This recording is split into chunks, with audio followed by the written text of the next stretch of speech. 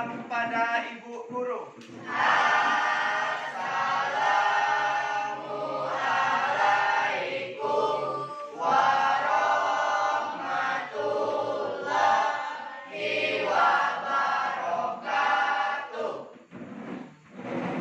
Berdoa dimulai. Sekarang baca surat pendek. A'udzubillahi minasyaitonirrajim.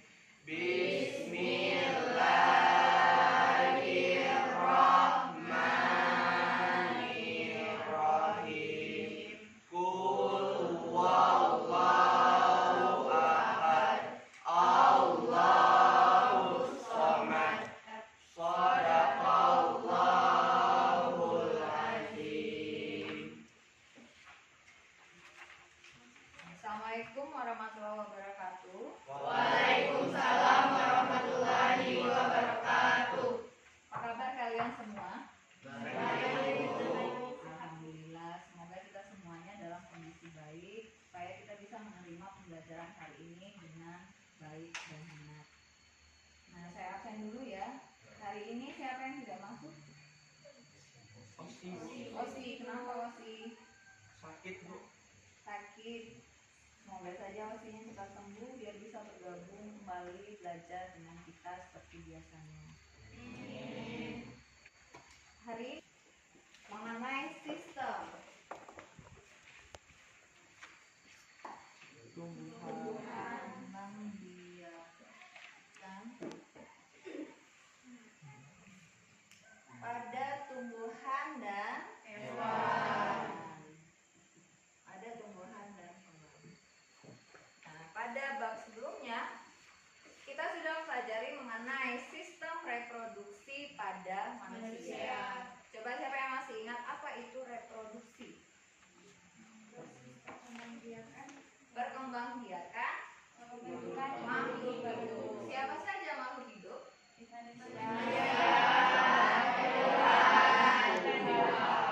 Manusia, hewan, dan tumbuhan. Semua makhluk hidup membutuhkan reproduksi. Tujuannya untuk apa?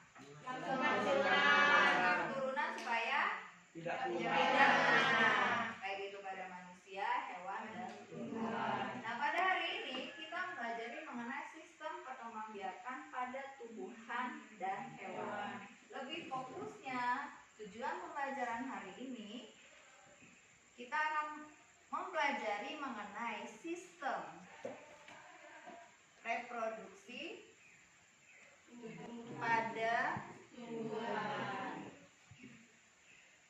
Sistem reproduksi pada tumbuhan. Nah, kalau kita perhatikan lingkungan sekitar kita, ada tumbuhan, hewan yang kalau kita perhatikan setiap hari tumbuhan hewan ini diambil. Contoh pada ikan di laut diambil secara bertonton. Pernah tidak kalian terbayangkan bahwa hewan-hewan ini akan punah? Atau tumbuhan, sayur-sayuran dipanen secara bertonton untuk dikonsumsi oleh manusia. Terbayang tidak kalian kalau seandainya tumbuhan ini akan punah suatu saat? Terbayang tidak? Terbayang. Sistem reproduksi pada tumbuhan ada dua macam. Yang pertama, sistem reproduksi secara aseksual atau secara vegetatif. Sedangkan yang kedua secara generatif. Nah, secara vegetatif, ada yang tahu apa itu perkembangbiakan secara vegetatif? Coba. Perkembangbiakan pada tumbuhan Dengan menggunakan bagian dengan menggunakan bagian pada tumbuhan. Berarti dia berkembang biak tanpa melibatkan sel kelamin jantan dan sel kelamin betina. Benar.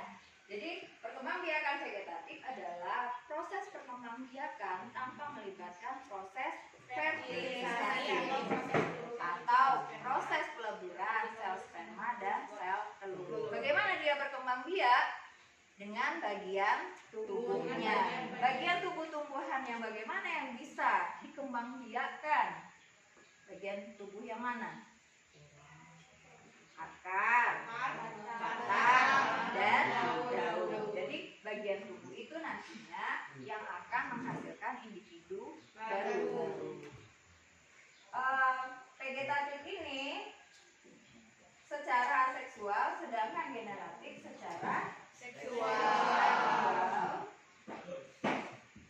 atau generatif.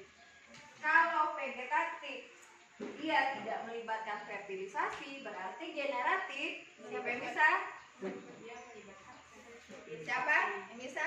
Berarti perkembangbiakan pada tumbuhan yang melibatkan proses fertilisasi.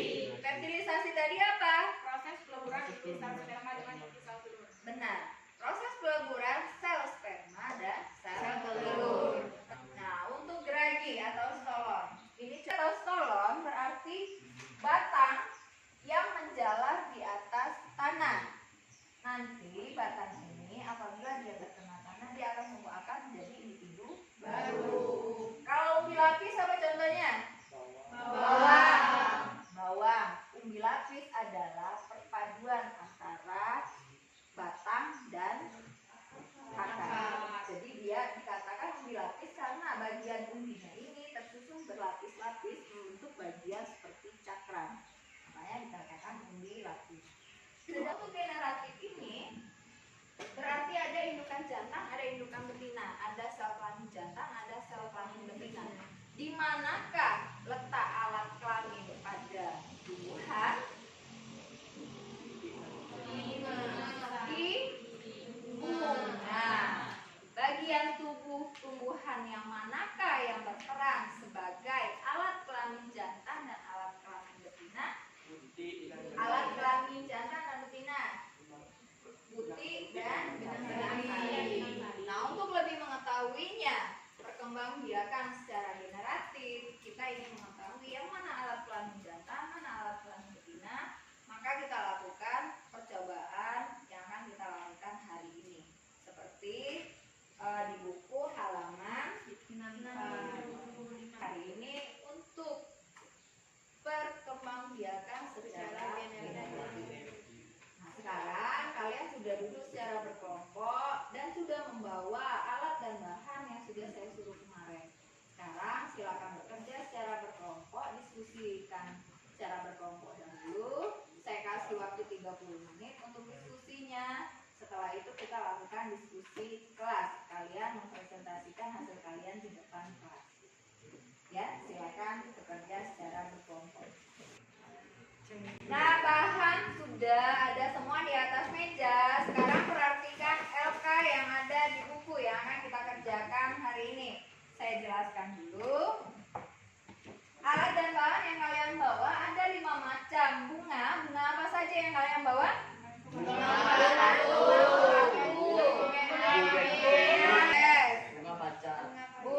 pacar.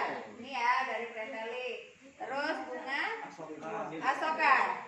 Jadi ada 5 bunga yang bakal kalian amati. Coba perhatikan langkah kerjanya. Kalian amati bagian-bagian bunga. Terus gambarlah bunga yang kamu amati beserta bagian-bagiannya. Kemudian bandingkan bunga yang satu dengan bunga yang lainnya. Bagian manakah yang tidak ada? Ya, kalian bandingkan karena semuanya yang dibawa bukan bunga lengkap. Jadi tidak semua bunga itu ada bagian-bagiannya. Jika selesai, kalian kerjakan latihan ini. Latihan yang ada di LK-nya, kalian jawab. Terus bunga ini digambar, jawab pertanyaan. Nanti kalau seandainya di tengah perjalanan ada yang ingin tanyakan, silakan bertanya.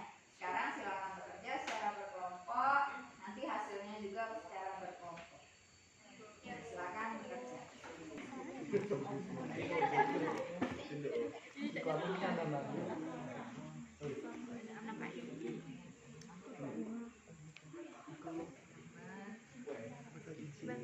Yang lain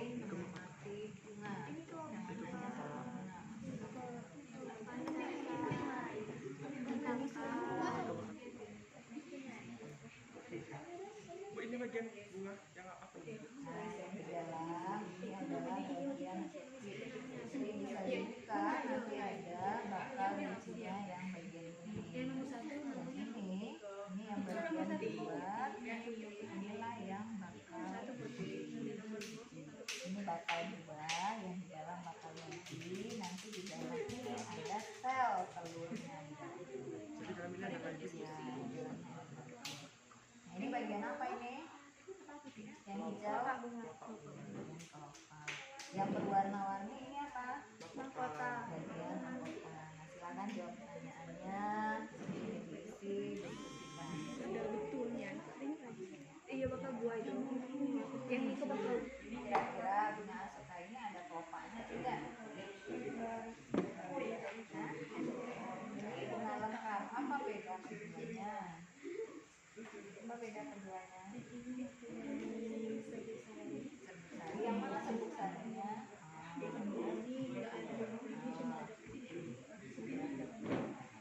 Dibelah makanya. Terus apa lagi yang membedakannya? Yang mana yang bagian kelopak pada tumbuhan? Nah, kira-kira di bunga yang mana yang kelopak? Yang hijau yang ini ada kelopaknya? Ya, beda. Berarti beda kan bunganya? Beda. Terus tidak. Sebelum kita lakukan diskusi kelas, untuk diskusi kelompok waktunya sudah habis. Sebelum kita melakukan diskusi kelas, kita merilekskan badan kita dulu, merilekskan pikiran kita dulu. Kita lakukan ice breaking, ya.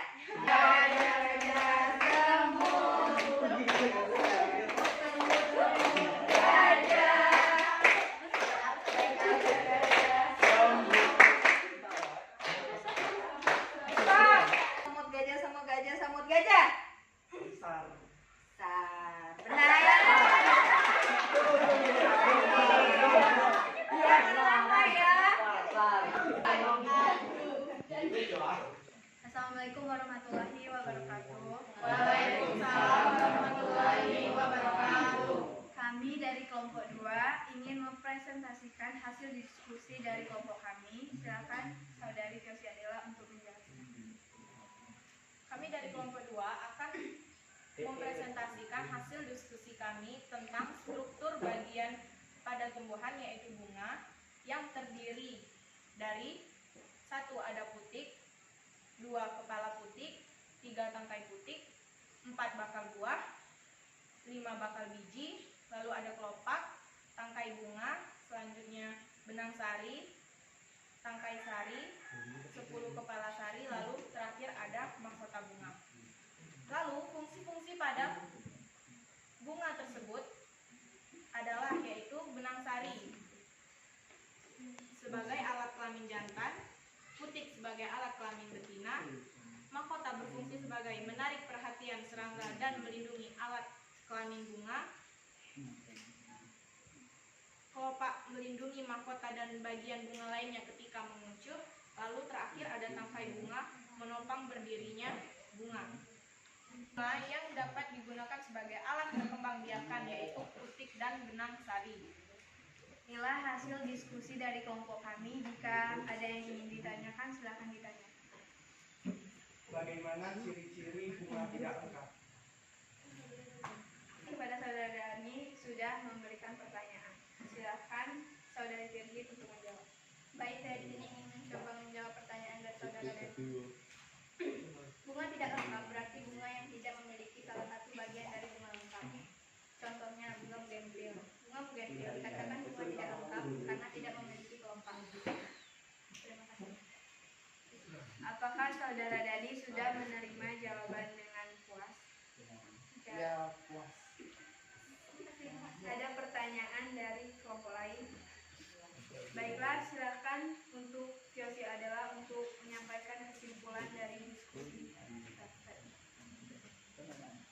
Kesimpulan yang dapat diambil dari diskusi yang kami lakukan tadi adalah bunga adalah alat kelamin pada tumbuhan yang berfungsi sebagai alat perkembangbiakan secara generatif, dan bagian-bagian bunga yang lengkap memiliki benang sari, putik, mahkota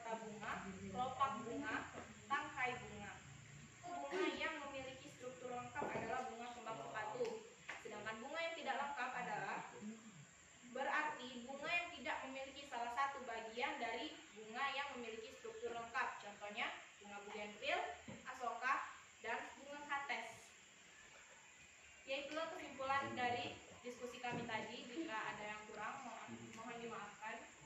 Sekian kesimpulan dari kelompok kami. Kami ucapkan terima kasih. Assalamualaikum warahmatullahi wabarakatuh. Oh, yang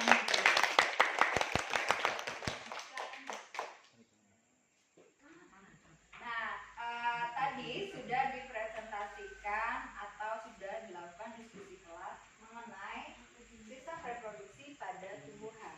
Dan kita tarik kesimpulannya, sistem reproduksi pada tumbuhan dibagi dua macam, ada secara vegetatif dan secara generatif. Secara vegetatif adalah perkembangbiakan yang tanpa melibatkan proses fertilisasi. Apa tadi fertilisasi? Peleburan sel kelamin jantan dan sel kelamin betina. Nanti di proses generatif ada proses peleburan atau fertilisasi. Vegetatif dibagi dua, ada vegetatif alami dan vegetatif buatan. Vegetatif alami, vegetatif yang tanpa melibatkan bantuan manusia. Sedangkan vegetatif buatan melibatkan bantuan manusia. Nah, secara generatif berarti proses fertilisasi, adanya peleburan sel kelamin jantan dan sel kelamin betina. Pada bunga nanti serbuk sari yang ada di kepala sari akan jatuh ke kepala putik di sini. Nah, bagian kepala putik inilah nantinya serbuk sarinya akan jatuh ke bagian bakal buah.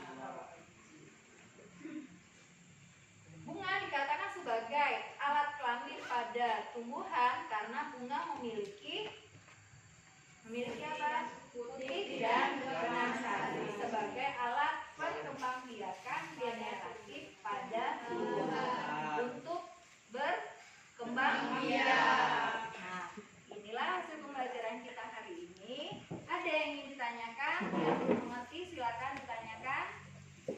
Kalau tidak ada, saya kasih tugas di rumah untuk pertemuan selanjutnya. Kalian catat dulu tugasnya. Cari di internet mengenai macam-macam penyerbukan berdasarkan perantaranya.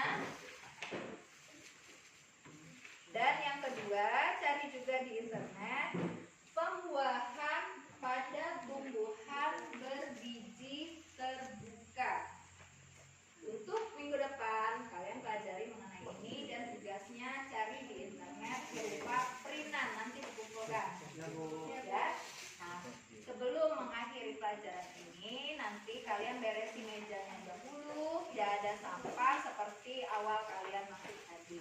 Terima kasih. Assalamualaikum.